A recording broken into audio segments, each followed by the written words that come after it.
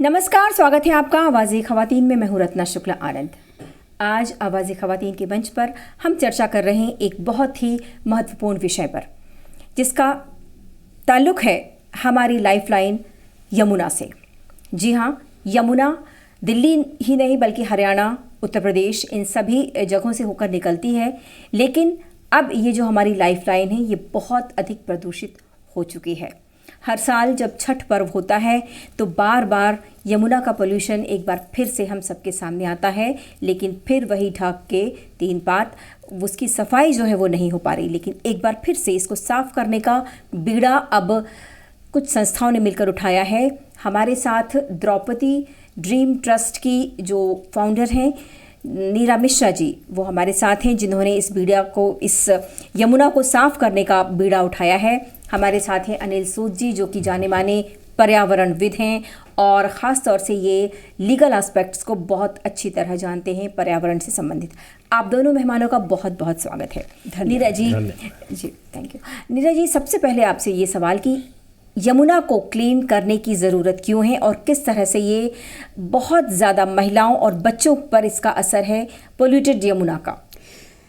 यमुना की सफाई सबसे ज़्यादा महत्वपूर्ण बात है। हमारा जो देश है वो एक सिविलाइजेशन बेस्ड है। हम लोग संस्कृति और सभ्यता में हमारे देश का मान सम्मान पूरी विश्व में है। हमें मालूम है जब सरस्वती लुप्त हुई, हमने एक बहुत बड़ा अंश अपनी सिविलाइजेशन का विलुप्त हो गया। हम नहीं चाहते कि यमुना इस तरह से अनदेखी हो, विलुप्त हो और इससे जुड़े जो हमारे संस्कार हैं, जो प्रकृति से संस्कृति हमारी बनी है, वो दूषित हो। उसके साथ साथ हम यमुना को माँ मानते हैं क्योंकि उसने हमें सींचा है। She nourishes us, she protects us, she also provides livelihood to us and she is the lifeline of important lifeline of nation. तो क्योंकि ये भारत का राजधानी है और यहाँ से मात्र 2% ऑफ द टोटल यमुना जाती है, और अभी जो मेरा असेसमेंट हुआ है कुछ एक्सपर्ट्स द्वारा, ऑलमोस्ट 90% पोल्यूशन यमुना का यहीं से जा रहा है और मथुरा, वृंदावन, मतलब पूरे प्रयागराज तक ये दूषित कर रही है। तो यमुनों को साफ करना न सिर्फ दिल्ली को बचाना है, न सिर्फ हमारे इंद्रप्रस्थ की संस्कृति को बचाना है, बल्कि हमारे सारे धार्मिक जगह, तीर्थ, और उससे भी ज़्यादा इम्पॉर्टेंट हमारे यहाँ के वासियों के लिए स्वस्थ जीवन देने का एक बहुत बड़ा आधार। जी बिल्कुल, आपने ठीक बात कही। अनिल जी, हम आपसे जानना चाहेंगे, जैसा नीरा जी ने कहा कि ये हमारा जो है एक तरह से कल्चरल और इकोलॉजिकल ट्रेजर की तरह है यमुना हमारी, तो हमें तो इसको बचाना है, हम सबको मिलकर बचाना है, सबकी जिम्मेदारी है इसे बचाने की। हाल ही में एनजीटी ने पिछले महीने ही कहा है कि जो हरियाणा है, उत्तर प्रदेश है और एनसीटी दिल्ली है, तीनों से जो रिपोर्ट मांगी गई थी सेंट्रल पोल्यूशन कंट्रोल बोर्ड की तरफ से, वो सफिशिएंट नहीं है यमुना की क्लीनिंग को लेकर। सालों से ये काम चल रहा है यमुना को साफ करने का। वजह क्या है कि यमुना वैसी की ही वैसी है? देखिए, यमुना की इम्पोर्टेंस दिल्ली में, जैसे नीरज जी ने बताया, कल्चरल है। ये दिल्ली के 40 किलोमीटर रेडियस में वाटर टेबल रिचार्ज करती है। तो अगर ये पोल्यूटेड रहेगी तो ग्राउंड वाटर का क्या होगा? सबसे पहला सवाल ये उठता है। 1994 में सुप्रीम कोर्ट के ऑर्डर्स हुए थे, इंडस्ट्रियल कॉमन एफ्लुएंट ट्रीटमेंट बनने थे, कुछ बने भी, एसटीपी बनने थे, बने भी। आज उसमें से मैक्सिमम डिसफंक्शनल है और शायद हज़ारों करोड़ रुपया खर्चा जा चुका है ऑलरेडी। वो किसकी जेबों में गया ये हम सब जानते हैं। सबसे बड़ी त्रासदी ये है, दिल्ली का मास्टर प्लान बनता है और दिल्ली के मास्टर प्लान में दिल्ली की ड्रेनेज का कोई भी लेना देना नहीं है। 2004 में हमने एमसीडी की 1496 ड्रेन्स की स्टडी करी थी और एमसीडी ने पिटीशन कमेटी दिल्ली असेंबली के सामने एडमिट किया कि ड्रेनेज सिस्टम दिल्ली का कोलैप्स हो चुका है, इसका कुछ नहीं किया जा सकता। पैच वर्क नहीं चलेगा, ये पूरा आपको ओवरहॉल करके इसका मास्टर प्लान बनाना पड़ेगा। 2006 और आज हम 2023 में 17 साल हो गए। 2018 में मास्टर प्लान बना था दिल्ली के ड्रेनेज सिस्टम का, आईआईटी दिल्ली ने बनाया, वो दिल्ली गवर्नमेंट ने रिजेक्ट कर दिया कि ये इम्प्लीमेंट नहीं हो सकता। तो सवाल ये उठता है, आईआईटी कॉम्पिटेंट नहीं है, दिल्ली गवर्नमेंट कॉम्पिटेंट नहीं है, तो कौन है कॉम्पिटेंट, किसकी कॉम्पिटेंस में है? और जो ये रिपोर्टें फाइल होती हैं, आई एम सॉरी टू से without any meaning any disrespect, क्योंकि मेरे पास जो एविडेंसेस भी हैं, कुछ मेरे अपने केसेस में भी हुआ है, ये जो रिपोर्टें फाइल होती हैं ये सब टेलर मेड होती हैं, इनका रियलिटी से कुछ लेना देना नहीं होता। कोविड ने हमारी मल्टीपल स्टडीज अप्रूव कर दी। बहुत खतरनाक पीरियड था, इंडस्ट्री बंद थी, गंगा साफ हो गई थी, यमुना काफ़ी हद तक साफ हो गई थी, हम ब्लू स्काई देख पा रहे थे, हम बर्ड्स देख पा रहे थे, जालंधर से आप शिवालिक रेंज देख पा रहे थे, अमृतसर से आप धौलाधार रेंज देख पा रहे थे। तो इसका क्या मतलब हुआ कि पोल्यूशन जो है वो जनरेट हो रहा है, वो असेस नहीं हो रहा और एड्रेस नहीं हो रहा जी। सारी रिपोर्टें सिर्फ दफ्तर में टेबल पे बैठ के बनती हैं, इनका ग्राउंड रियलिटी से कुछ लेना देना है। वही हाल आपकी यमुना का है।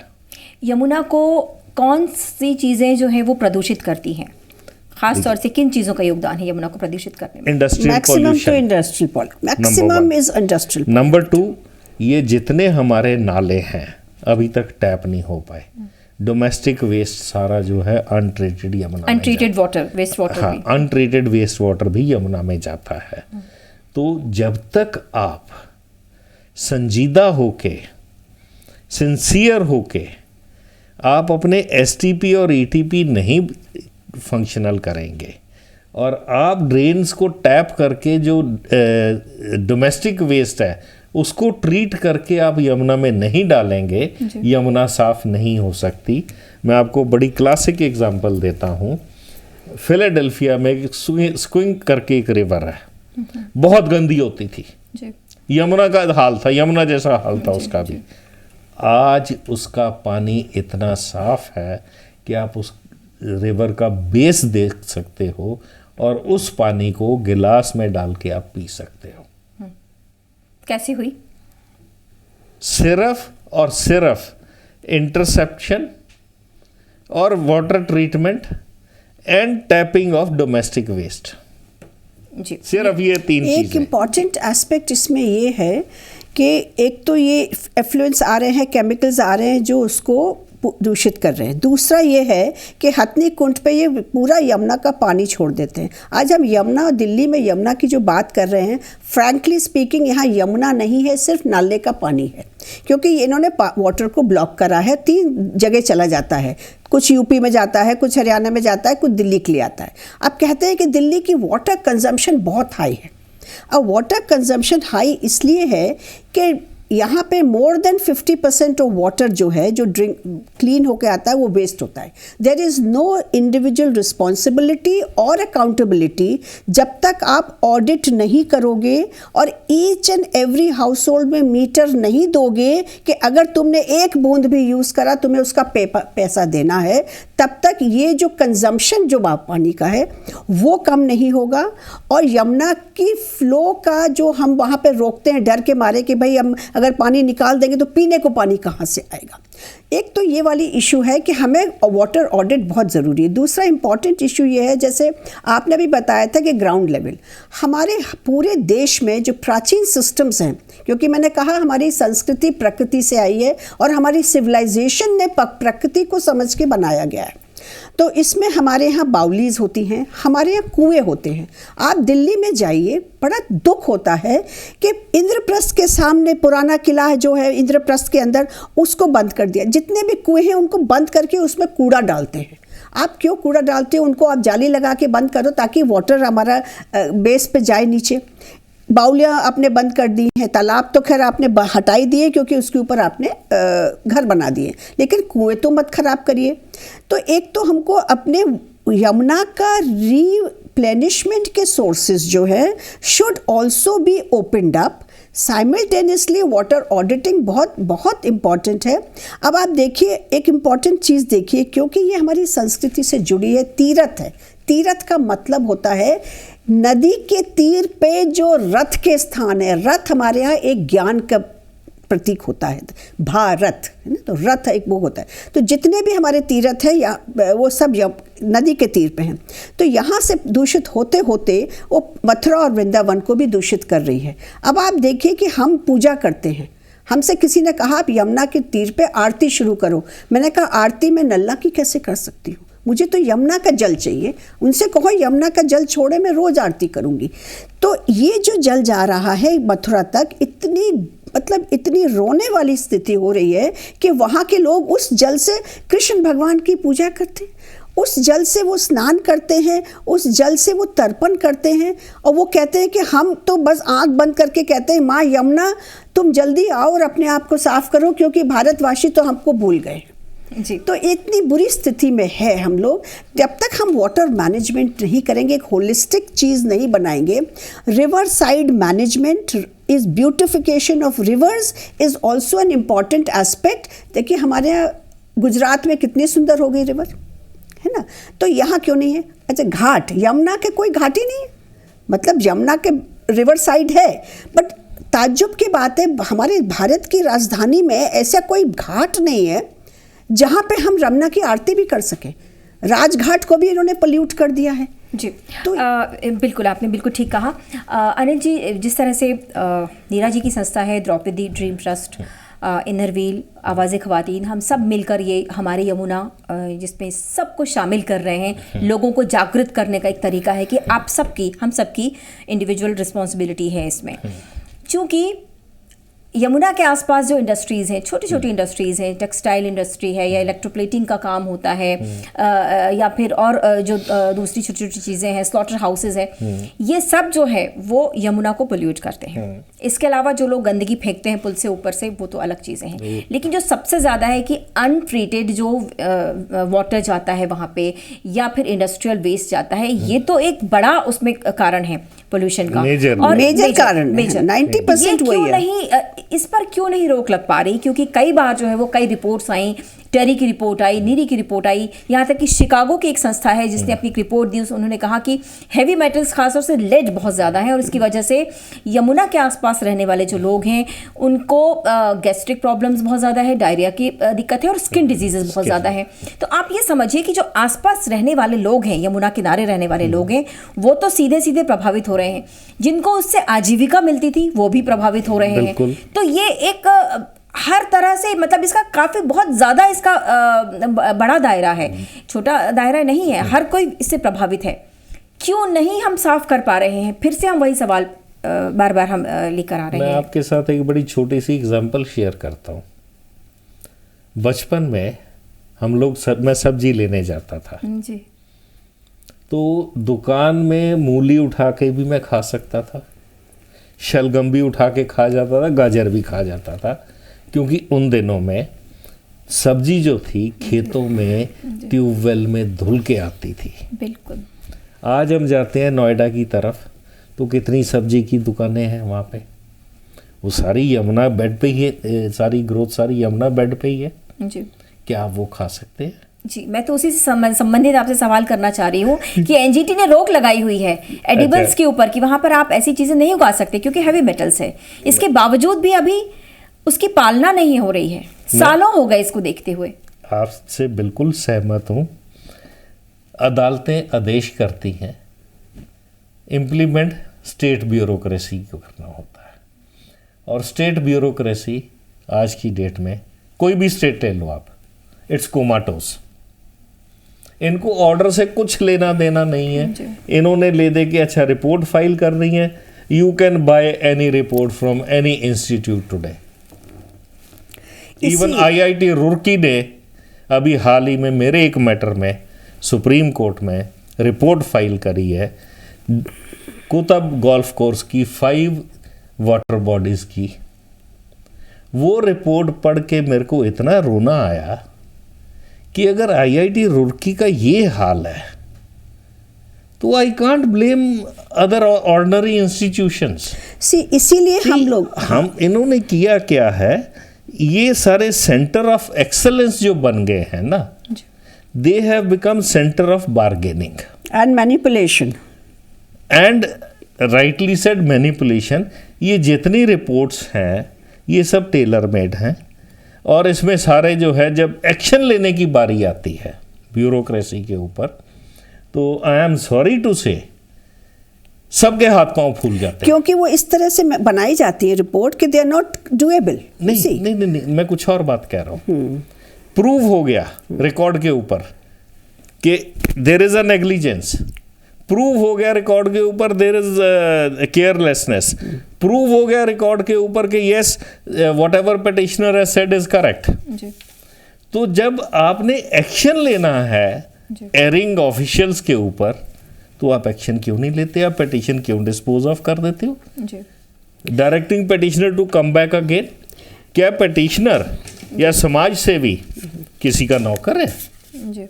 तो हालत ये है कि ये ऑर्डर पास होते हैं, ये इम्प्लीमेंट नहीं होते ग्राउंड के ऊपर। मैं कुछ शेयर करना चाहूँगी यहाँ रत्ना जी। जब मैं यहाँ 30 साल पहले आई थी तो पौराना किला के आसपास बोटिंग भी होती थी, और मैं दामोदर नदी के किनारे बंगाल में बड़ी हुई हूँ। वहाँ पे उन्होंने वॉकिंग पाथ बनाया हुआ था, गार्डन बनाया हुआ था जनरल लिमाये के नाम से। मैं इतनी इंस्पायर्ड हुई थी कि यहाँ आके मैंने मार्थर एंडरसन गवर्नमेंट ऑफ दिल्ली को एडवाइस करती थी। मैंने एक सजेशन भेजा, मेरा नेफ्यू वहाँ काम करता था, कि क्यों नहीं हम लोग यमुना के लिए ऐसा करते हैं। मैं बात कर रही हूँ 1995-96 की। उसके बाद मैंने पेपर में पढ़ा कि बहुत बड़े बड़े यमुना के लिए इतना पैसा हुआ, और वो दिन है और आज का दिन है। हम हर 5 साल में सुनते रहते हैं कि इस बजट में यमुना माँ के लिए इतना पैसा गया। जब इतना पैसा जा रहा है, वो पैसा कहाँ जा रहा है? इसका मतलब ये है कि या तो यमुना को हम दोहन कर रहे हैं, और यमुना के नाम पे हम एक इस तरह की कमाई कर रहे हैं जो कि एक तरह कहना चाहिए कि it is unethical, immoral. Why are you making projects which are not doable? Why are you making projects? जब वो प्रोजेक्ट आपने कहा रिपोर्ट बनाते हैं कि आपने रिस्पॉन्सिबिलिटी नहीं फिक्स कर रहे, अकाउंटेबिलिटी नहीं फिक्स कर रहे, हाउ डू यू प्रोग्रेस? इसीलिए जैसे मैंने आपसे कहा कि हम लोग एक वॉकाथॉन कर रहे हैं। हमारा एक पीसफुल स्लोगन ओरिएंटेड है, फ्रॉम इंद्रप्रस्थ से हम आवाज़ उठा रहे हैं, और हम भारत मंदिर पर तुम जाएंगे वॉकाथॉन में, जिसमें हम हर महिला को जोड़ रहे हैं। इंटरनेशनल व्हील, आवाज़ ख्वातीन, students, people environmentalist etcetera, Rotary Club, इसलिए उनको जोड़ रहे हैं कि जब तक आम आदमी में ये अवेयरनेस नहीं आएगी कि अगर यमुना साफ नहीं होती है तो सबसे ज़्यादा जो नुकसान होगा वो हमारे शरीर को होगा, हमारे मन को होगा, और हमारे आने वाली पीढ़ी को होगा। इससे एक फ़ायदा और होगा कि जब लोग जो है वो अपना हक लेने के लिए आगे आ जाएंगे कि ये हमारा अधिकार है, हमारा अधिकार, साफ यमुना हमारा अधिकार है, और वो अधिकार के साथ अपना कर्तव्य भी देखेंगे कि उनकी जिम्मेदारी है। क्योंकि जो शहर साफ हुए हैं, अगर हम बतौर एग्जाम्पल अगर हम इंदौर की बात करते हैं, तो वहाँ के लोगों के भीतर ये है कि हम अपने शहर को साफ रखें, इसके लिए वो मेहनत करते हैं। तो लोगों को भी मेहनत करनी पड़ेगी। और हमने छठ घाट के जितने छठ घाट के प्रेसिडेंट से सबके साथ मीटिंग करी, और उनको मैंने जब बताया तो उन्होंने कहा मैडम हम लोग खड़े होकर शपथ लेने को तैयार हैं, सब छठ घाट के लोग, कि कोई भी पोल्यूटिंग एलिमेंट, फ्लावर, दूध और पानी छोड़ के हम यमुना में नहीं डालेंगे पूजा के समय। अब ये लोग की एक अजीब, देखिए जब भी छठ पूजा आती है तो यमुना आपने जैसे कहा लाइमलाइट में आ जाती है, लेकिन यमुना में खड़े होके जो अर्पण देने का हमारा जो हक है, रिचुअल है हमारे, it's an integral part of our ritual which we are denied. And they say कि आपकी health is more important. Whose responsibility it is to ensure that Yamuna is good? You can't just pass an order, say health is important, so forget your festival. Now issue खाली एक और आ रहा है कि जब हमारे लोग तैयार हैं जोड़ने को, हमारे लोग कह रहे हैं कि हम पल्यूट नहीं करेंगे, लेकिन जो पल्यूट कर रहा है उसको तो आप रोको। अनिल जी, इसका जवाब अनिल जी देंगे। इंडस्ट्रीज क्यों नहीं वो खो पा रही हैं, या फिर अनट्रीटेड वेस्ट वाटर कैसे जा रहा है यमुना? मैं आपके साथ अपनी एक स्टडी शेयर करूंगा 2000 की। हमने कानपुर से लेके कलकत्ता तक का गंगा का पोल्यूशन स्टडी किया था। We walked along with the river bank and in quite a few areas हमने देखा मछली 24 घंटे भी सरवाइव नहीं कर पा रही जी थी। जी जी। बहुत से सिटीज जिनमें एसटीपी एटीपी लगे हैं वो सिर्फ नाम के लगे हैं और पानी सारा नाले में डिस्चार्ज, ये गंगा में डिस्चार्ज हो रहा है। जी, एसटीपी लोगों को थोड़ा समझा दीजिए। सीवेज ट्रीटमेंट प्लांट और effluent treatment And they are not जो functional. पानी को जो ट्रीट करते हैं ताकि पानी जब फाइनली गंगा या यमुना या किसी भी रिवर में जाए जी। तो वो क्लीन हो। जी। तो उसमें 90% तो डिसफंक्शनल पाए गए। अब बहाना ये लगाया गया कि जी लाइट नहीं होती, कभी ये खराब हो जाता है, कभी वो खराब हो जाता है। अरे भाई, जब आपने एक नॉर्म्स बना के लगाए हैं, नॉर्म्स बना के लगाए हैं ना, बिना नॉर्म्स के तो नहीं बने, टेक्निकल स्पेसिफिकेशन बनी है, तो फिर ये डिसफंक्शनल कैसे है? अब यमुना पे जब आते हैं, हम मास्टर प्लान की बात करते हैं। मास्टर प्लान हमारा सिर्फ बिल्डर ड्रिवन मास्टर प्लान है दिल्ली का। एग्जैक्टली नहीं, बिल्डर I am ड्रिवन में sorry भी to say, बिल्डर ड्रिवन में because- भी एक ये अगर नई टेक्नोलॉजी लाएं, जैसे नेट जीरो टेक्नोलॉजी लाएं। Let me complete it. Her city की कैरिंग कैपेसिटी होती है। एक सिटी की अगर आप उसको कैरिंग कैपेसिटी से ज़्यादा एक्सपैंड करोगे तो आपको सारे दुष्परिणाम देखने को मिलेंगे। आपकी हवा प्रदूषित होगी, आपका सांस प्रदूषित होगा, आपके पास पानी नहीं होगा। हर साल लड़ाई पंजाब से होती है कि दिल्ली को पानी नहीं मिलता। दिल्ली सबसे पैम्पर्ड स्टेट है और सबसे जो Wastage यहाँ ज़्यादा पे है। सोचने वाली बात यह है कि जब हम कैरिंग कैपेसिटी से बाहर जा रहे हैं, हमें पता है जितनी आज ये कंस्ट्रक्शन दिल्ली में हो रही, 7 GPR है, जो कुछ भी बन रहा है, इसका रिजल्ट अगले 1 साल में आप सड़कों पे देख लेंगे। क्योंकि आपके पास ट्रैफिक कंजेशन में you would be crawling, No, you even will not be driving. even in terms of water, you will I be. Am coming to that. जब हमने पिटीशन फाइल करी थी, एनडीएमसी ने पानी की रिक्वायरमेंट की कोई जवाब नहीं दिया, दिल्ली जल बोर्ड ने कोई जवाब नहीं दिया, central pollution board control board कहता है इससे पोल्यूशन बढ़ेगा, दिल्ली ट्रैफिक पुलिस कहती है इससे पोल्यूशन बढ़ेगा। आपकी रिपोर्ट क्या कहती है? हमारी रिपोर्ट ये कहती है कि ये अगर आपका जो जितने भी ये प्रोजेक्ट बन रहे हैं, इनकी वजह से Delhi will be choked. No, but और सबसे बड़ी बात ये है कि पानी के लिए again why Delhi is pampered state. आप कुछ एक एरिया देख लीजिए वहाँ 24 घंटे पानी आता है, कुछ एक एरियाज देख लीजिए वहाँ 1 घंटा पानी आता है, कुछ एरियाज में 2 घंटे पानी आता है, और ये जितने स्लम्स हैं वहाँ पानी टैंकर से जाता है। क्यों? तो और सबसे बड़ा माफिया जो टैंकर माफिया इन इलीगल कॉलोनीज में है, और वाटर ग्राउंड वाटर वो एक्सट्रैक्ट करके पाइपलाइन से बेचते हैं। और जितनी हाई सोसाइटी फैमिलीज हैं वहाँ water What is 90% this? Waste होता है। मैंने देखा एक तो घर में 10 आपको- गाड़ियाँ धुल रही हैं, एक घर में 5 गाड़ी धुल रही हैं, आदमी 2 बैठे हुए हैं। No monitoring, no auditing. ये सारी चीजें जो ना ये माइक्रो छोटे- लेवल नहीं, पे माइक्रो ये लेवल- हम लोगों को देखनी है। बट नहीं, जब सरकार अगर एक हम जब strict बात rule करते हैं, लाएगी।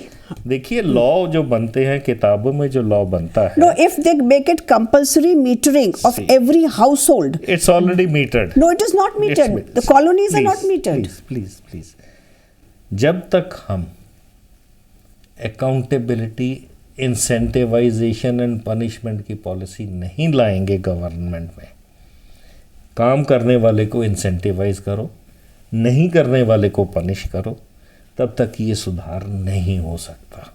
जी। क्योंकि अभी जितने भी ब्यूरोक्रेट्स हैं ये कोई काम करके राजी नहीं है, जिसका नतीजा आज हम भुगत रहे हैं। जी। और आने वाली जनरेशन्स पे इनका क्या इम्पैक्ट होगा, इसको सोच के कई बार हमें जो है आई स्टार्ट शडरिंग कि क्या होगा ये। जी अनिल जी, आपसे मैं इससे संबंधित एक सवाल पूछना चाहती हूँ। आपने कहा कि इच्छा शक्ति नहीं है, काम नहीं कर रहे हैं लोग। जब हम बात करते हैं तो जो कैंसर है उसके मामले बहुत ज़्यादा बढ़ रहे हैं, जिसका सबसे बड़ा कारण है कि जो हैवी मेटल्स हमारे खाने की चीज़ों में आ रहे हैं। यमुना बेल्ट पे जो चीज़ें हैं, जो सब्जियां सप्लाई होती हैं, अभी भी वो हो रही हैं। एनजीटी के ऑर्डर्स के बाद हमने आपके साथ पहले भी काम किया है इस पर। क्यों नहीं इतना बड़ा खिलवाड़ कैसे हो रहा है हमारे स्वास्थ्य के साथ? कोई वाटर मैनेजमेंट पॉलिसी नहीं है कि ऑर्डर अगेन जी। ऑर्डर हो गया एनजीटी का, एनजीटी को अपना ऑर्डर इंप्लीमेंट भी करवाना है, किससे करवाना है? पुलिस से और एनी ब्यूरोक्रेट से? ये ऑर्डर कभी इंप्लीमेंट करेंगे नहीं, क्योंकि हर जगह से हफ्ता आता है, हर जगह से कंसिडरेशन मिलती है। अगर आपने कैंसर की बात करी, सीएनजी कब इंट्रोड्यूस हुआ? 2000 के आसपास जी। अगर आप स्टडी करें, एक तो सीएनजी और दूसरा एयरपोर्ट एक्सपेंशन,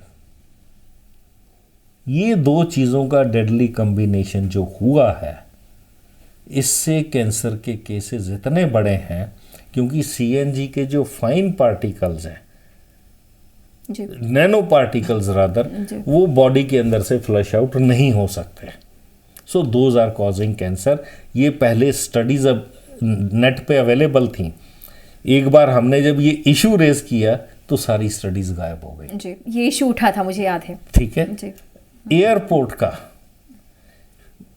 3200 के आसपास AQI है PM10 का जी, जिसका डाटा मेरे पास है, और वो पॉल्यूशन कोई असेस नहीं करता, कोई एड्रेस नहीं करता।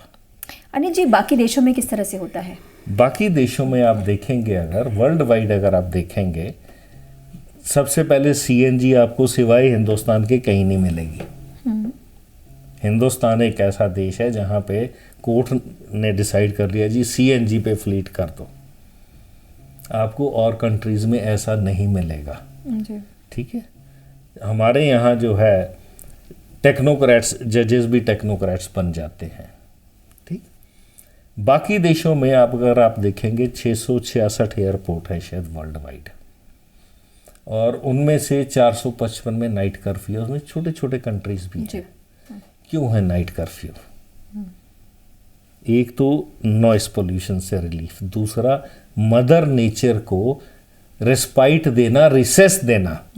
आपने कभी सुना था आज से कुछ साल पहले कि कोस्टल एरियाज में भी पोल्यूशन होता है? बिल्कुल। बॉम्बे का पोल्यूशन कभी सुना था आपने? जी। कलकत्ता का पोल्यूशन सुना था कभी आपने? या मद्रास में पोल्यूशन सुना था? जी। क्योंकि सी ब्रीज जो है वो सारा पोल्यूशन साफ करके ले जाती थी। जी।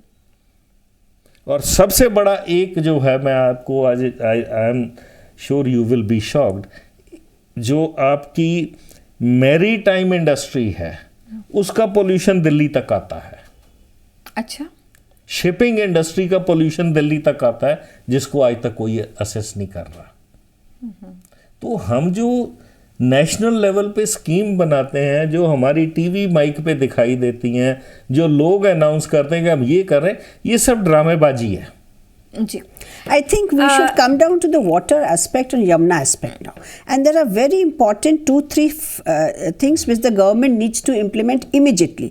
Number one is control chemical pollutants from flowing into the river. Number two, ensure whatever sewage plants are there, that they are as efficient as possible. Third important thing is functional. Third important thing is, we're talking of development and new technologies. We have an expert with us who will also be working with us from Sweden. He has developed the bio toilets. We use so much water and flushing only, and he will say only 10% of what you use. Secondly, important aspect of the toilet is no sewage is created. Everything is recycled and you can use it in your gardens at your point where you're staying. So the colonies don't even have to have a drainage system to take out your fuels. Why don't we apply those new technologies in this new development age, so that we are preventing even development of the sewage reaching there? Okay, so these are very important simple facts which we need to address. And auditing of water, compulsory water meter even in multi-stories, because most wastage is coming from group housing societies where there's no accountability, because there's one meter for all the flats, so nobody is responsible for anything. So we have to ensure the government should come out with a simple rule. every household consumption is metered, they are accountable and responsible. नहीं ma'am, मैं आपकी बात से सहमत हूँ, लेकिन मैं यहाँ पर एक बात कह रही हूँ कि ठीक है हमने मीटर लगा दिया, उससे तो पैसा आने लगेगा सरकार के पास, लेकिन जो इम्प्लीमेंटेशन पार्ट है जिसकी अनिल सूद जी ने बात की नहीं, तो देखिए जब वही बात आ रहा है, simultaneously we have to work on future prospects. तो यमुना की केमिकल्स को आप, जैसे कि कोविड के टाइम में हुआ, केमिकल्स फैक्ट्री बंद हुई, यमुना ऑलमोस्ट 50% से ज्यादा क्लीन हो गई। इलीगल तरीके से जो फैक्ट्रीज चल रही है उनका क्या? आप डाइंग की it is the governments responsibility. मैंने खुद देखी है वो इंडस्ट्री। आप ये देखिए डाइंग इंडस्ट्री चल रही है जो कि दिल्ली में बैंड है। आप देखिए जब जैसे दिल्ली में एंटर करती है यमुना, तो उस यमुना के साथ एक नाला है, नाले और यमुना के बीच में कच्ची दीवार है। ये क्यों है? So these are the fault lines we have ये to जो tell. हमारे इंडस्ट्रियल एरिया ये सारे सेंट्रलाइज्ड है लोग पर्टिकुलर एरिया में, why can't they make the water common effluent treatment plant exactly why they are allowed? Yes, and that if is the those point. are allowed, who is allowing them? Who is allowing them at what And what is the punishment for that person? Person who's That allowing is what them. I said, incentivization and punishment. जी, मैं वापस नीरा जी के पास आती हूँ। नीरा जी, मुझे ये बताइए कि आपने, चूंकि समय की कमी है, मैं आपसे ये पूछना चाहती हूँ कि हमारी यमुना, ये जो एक वॉकथन होगा, आपको लगता है आपके पास फ्यूचर प्लानिंग क्या है आपको, क्योंकि ये सारी परेशानियां तो आगे भी आएंगी, यमुना की सफाई की कोशिश पहले भी हो रही हैं, आपके पास ऐसा क्या प्लान है? आप क्या, किस तरह से जागरूक, आपको लगता है कि लोगों के जागरूक होने से क्या वो सरकार तक भी बात पहुंचेगी, क्या वो उन अधिकारियों तक भी पहुंचेगी, और वो जो है वो अपने काम को बहुत मुस्तैदी से करने लगेंगे? ऐसा है कि जब मैं कोई भी काम लेती हूँ बहुत सोच समझ के लेती हूँ। मैंने जब ट्रस्ट भी खोला था तो मैंने 2 साल स्वॉट एनालिसिस करा था, और यमुना के ऊपर भी मैं 3 साल से स्वॉट एनालिसिस कर रही हूँ। ठीक है, मैंने सबकी रिपोर्ट्स पढ़ी हैं, मैंने सबकी रीजंस पढ़ी हैं। मैं always I am a positive person. मैं बहुत ही सकारात्मक सोचती हूँ कि पब्लिक को 2 लेवल पे काम करना चाहिए। अगर हम I am not an activist, I am a performer. हमारा ट्रस्ट का एक बॉटम लाइन है, we are not activist, we are performers. हमारा 3 साल का हमने एक प्रोजेक्ट बनाया है, जिस 3 साल में एक लेवल पे हम पब्लिक में अवेयरनेस करेंगे कि अगर आप यमुना को दूषित कर रहे हो किसी भी बहाने, तो वो आप अपने आने वाले फ्यूचर को खराब कर रहे हो। सरकार के ऊपर, जैसे अनिल जी ने इतने सारी फॉल्ट लाइंस बताई हैं, उन चीज़ को हमने लिस्ट करा है। हम रिप्रेजेंटेशन दे रहे हैं यूडी मिनिस्ट्री को, how they should plan their new buildings with new technology so that the waste is not even created. Number 2, how to control water management so that Delhi doesn't draw so much water from Yamuna than it's actually required. Secondly, we have to also ensure all these polluting. So I'm talking to industry ministry. We are giving representation to environment ministry, industry ministry, even to UD ministry, and we are also hoping if we get time from, because Prime Minister is very busy, we had done for Ganga, we went and approached the minister for a Ganga task force battalion. The battalion, environment battalion in Uttarakhand was very successful, taking that as cue. So we are also making a representation to the minister, to the Prime Minister, because it is a multi-level, defense ministry, water ministry. So a Yamuna battalion. So for 3 years we are going to we have identified in the 3 years only 12 ghats in the moment, the most polluting ghats. Those ghats we will concentrate, and we will try and make the local people realize the great job opportunities, the good health opportunities, and also the recreational.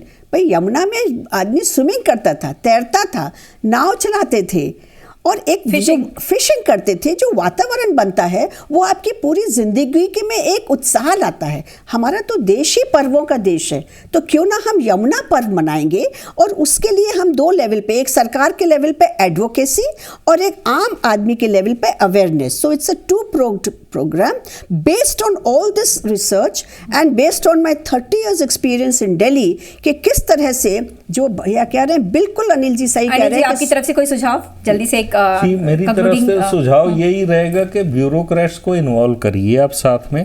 जब तक आप इन bureaucrats को involve नहीं करेंगे तब तक हमारा कोई भी प्रोजेक्ट सक्सेसफुल नहीं हो पाता, क्योंकि यही लोग हैं जिन्होंने डिसीजन भी लेना है, जिन्होंने इम्प्लीमेंट भी करना है। बाकी 35 साल हो गए मेरे को भी एक्टिविज्म और इनको जगाते हुए। ब्यूरोक्रेट्स बहुत की बड़े इसके बारे कुंभकर्ण है ये, एक बात बता दीजिए। बहुत बड़े कुंभकर्ण है ये, इनको जगाना बड़ा जी, मुश्किल काम है। नहीं। पर अगर आप ये कर सकते हैं, जी। यमुना की सफाई के लिए ब्यूरोक्रेसी को सेंसिटाइज कर सकते हैं, तो मैं ब्यूरोक्रेसी के साथ ब्यूरोक्रेसी से मैं 20 साल से ऊपर से काम कर रही हूँ। मैं उनकी जो लिमिटेशंस मैं बताती हूँ। They are there for 3 years, then they move, ठीक है ना। मैं एक्चुअली इसीलिए मैंने कहा कि हम वॉकाथॉन जो 2 लेवल पे कर रहे हैं, एडवोकेसी एंड अवेयरनेस, जब तक लोगों की भागीदारी नहीं होती है, इसीलिए मैंने छठ घाट वालों को यही कहा, आप लोग एकजुट होके आप रो रहे हो कि हमें यमुना में पूजा नहीं करने दी, आप ये नहीं देख रहे हो कि यमुना को साफ करने में आपकी कितनी भागीदारी, जब तक आप प्रेशर नहीं डालोगे। तो मैं ये ब्यूरोक्रेसी की आपसे बात कहूंगी कि वो हर 3 साल में उनकी पोजीशन बदलती रहती है। दूसरी इंपॉर्टेंट बात यह है, they are dependent on management institutes, consultancies, कोई आर्थर एंडन को कर रहा है, कोई एक्सेंचर को कर रहा है, कोई टेरी को कर रहा है, कोई IIT को कर रहा है। And there also you know कि हमने जो देखा है, 95% of the people, they know technical work, they do not know practical work. तो हमको एक practicality उस रिपोर्ट में लानी है। I'll just here clarify one thing. Government is a government. It doesn't change with the person. It's an institution. Let me tell you very frankly, we have very good standards of water management. We have very good standards for water quality. It's not today, for ages. Those are there, set up, documented. These, whatever external agencies are involved, those are for different criteria. If I can show you one example where you are suggesting that the new technology of least zero waste. One of my friends is doing it in Delhi. Yeah. At Karma Lakeland, yes, it's zero waste, yes, and complete, night soil, everything is converted into compost and reused. And the net zero technology again, also. Huh? He is the person, who sends the tankers to various places, buys that the sewage water and treats and then reuses for his so we have technology watering entire golf course. Yes. He doesn't extract groundwater. So it is not that we do not know the technology. We know the technology. It is there. But which is why will is missing. इच्छा शक्ति का भाव है। इच्छा शक्ति का भाव है। एंड आपने जो कहा कि बिल्डर लॉबी वो कंट्रोल कर रही है, तो हमें सरकार की तरफ से जो रेरा बना है for certain aspects, I think the UD ministry why we are tapping is that water management के हमारे जो रूल्स हैं, जो सेट हैं, रिस्पॉन्सिबिलिटी एंड अकाउंटेबिलिटी, और ये जो new technology in all construction should come. And net zero construction का एक कॉन्सेप्ट ये है कि ना हम पावर बाहर से लेंगे, ना हम पानी बाहर से लेंगे, इट विल बी रिसाइकल्ड। तो हम we are saving energy, we are saving water.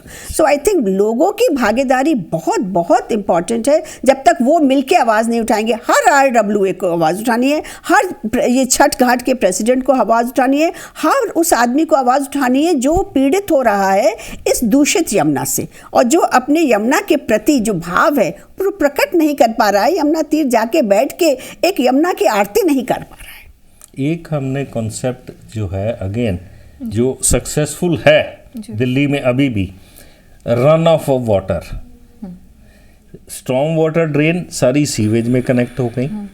हमारा सजेशन ये था कि आप कॉलोनी वाइज वाटर हार्वेस्टिंग आप सजेस्ट करते हो, it is a farce. Metro could have been the biggest water harvesting area which has gone waste. Flyovers are the biggest area for water catchment which has gone waste. आप देखते हो दिल्ली में inundation कितनी होती है। ये सारा पानी हार्वेस्ट हो सकता है, provided instead of allowing a runoff, you have the concept of run in. Yes. It has been tried, tested, and successful. जी, आपसे बात अभी हमको एक और जो नीचे है, से जो यमुना pollution की में जो replenish pollution करना नदियों किया। के लिए जो है वो फर्टिलाइजर्स भी हैं और पेस्टिसाइड्स भी हैं जो हम लोग डालते हैं, और वहाँ से जो पानी बह के आता है, खासतौर से पंजाब की ये बहुत बड़ी प्रॉब्लम है, तो वो भी एक बहुत बड़ा कारण है पोल्यूशन का। इसको हम नजरअंदाज कर रहे हैं लेकिन हमें तो उन केमिकल से, जब हम ऑर्गेनिक उसकी बात करते हैं, तो बदलाव तो बहुत बड़े स्तर पर लाना होगा यदि हमें अपने आप को बचाना है। हम तो कहते हैं अगर मानव जाति को बचाना है तो बदलाव की बहुत जरूरत है। हमको सनातन संस्कृति को बचाना है। एक अटेम्प्ट हमने शुरू करी है। हम राजस्थान में लगभग 750 एकड़ में कम्युनिटी प्लांटेशन एंड एफॉरेस्टेशन कर रहे हैं, गांव में 3-4 गांव में। हमारी कोशिश वहां यही है कि हम local manure pesticide free use करें उसको, सिर्फ इसलिए कि एक बार हम ग्राउंड पे डेमोन्स्ट्रेट करते हैं कि without using pesticides if you can have survival of 98%। हमारी प्लांट्स की सर्वाइवल रेट 98% है आज की डेट में। बिल्कुल। By not using pesticides etcetera we are not using, so why should the government not encourage composting? That is very critical. You know, हमारे जो 3 artificial Aravalli जो बन गई हैं, जो कि मेजर यमुना के पोल्यूशन का एक मेजर सोर्स वो भी है।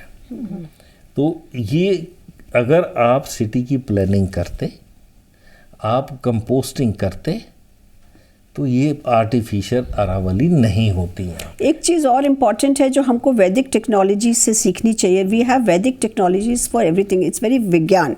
उसमें हमारे यहाँ साउंड फ्रीक्वेंसीज द्वारा, अब फॉरेन कंट्रीज़ में उस साउंड फ्रीक्वेंसी द्वारा वो लोग ऑयल स्पेस को क्लियर कर रहे हैं।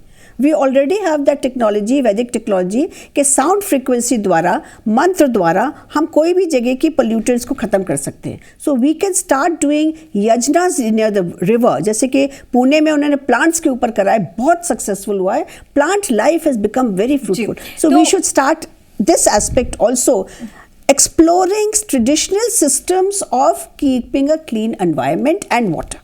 जी, सारी बातों से मैं सहमत हूँ, लेकिन सबसे महत्वपूर्ण यहाँ पर यह है कि इंडस्ट्रियल वेस्ट जो जाता है, अनट्रीटेड वाटर जाता है, और जिस तरह से हमने एग्रीकल्चरल उसकी बात की कि जो पेस्टिसाइड्स जा रहे हैं वहाँ पे, तो उसका भी असर होता है फर्टिलाइज़र्स का। तो इन सब चीज़ों पर रोक लगाना सबसे ज़्यादा ज़रूरी है, इच्छा शक्ति ज़रूरी है और लोगों की भागीदारी ज़रूरी है। तब कहीं जाके हम अपनी जो जीवन रेखा है, यमुना या फिर अन्य नदियाँ हैं, उनको बचा पाएंगे और यहाँ तक कि पर्यावरण को बचा पाएंगे और मानव जाति को बचा पाएंगे।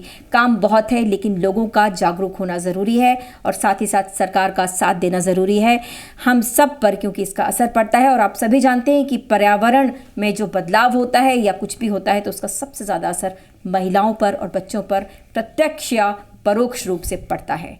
तो बेहतर यही है कि हम सब जाग जाएं और अपनी नदियों को बचाएं, अपने पर्यावरण को बचाएं। बहुत शुक्रिया।